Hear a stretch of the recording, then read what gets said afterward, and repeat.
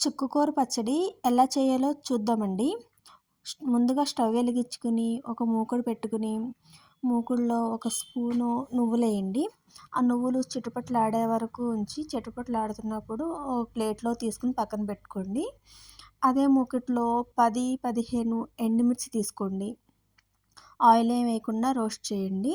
ఎందుకంటే నేను 2 పెద్ద సైజు ఆ కట్టలు తీసుకున్నాను కాబట్టి కొంచెం చుక్కకూర కూడా పుల్లగా ఉంటుంది కదా! కాబట్టి కొంచెం కారం అనేది ఎక్కువగా పడుతుందండి.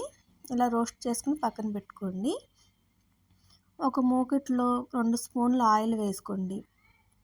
ఆయిల్ వేడెక్కిన తర్వాత ఒక స్పూను జీలకర్ర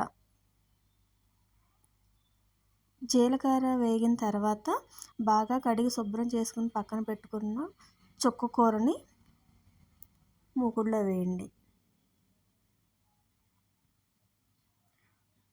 కడిగి పక్కన పెట్టినంత మొత్తం మూకుడులో వేసి 2, 3 సార్లు తిప్పి మూత పెట్టి ఒక 5 నిమిషాలు ఉంచండి.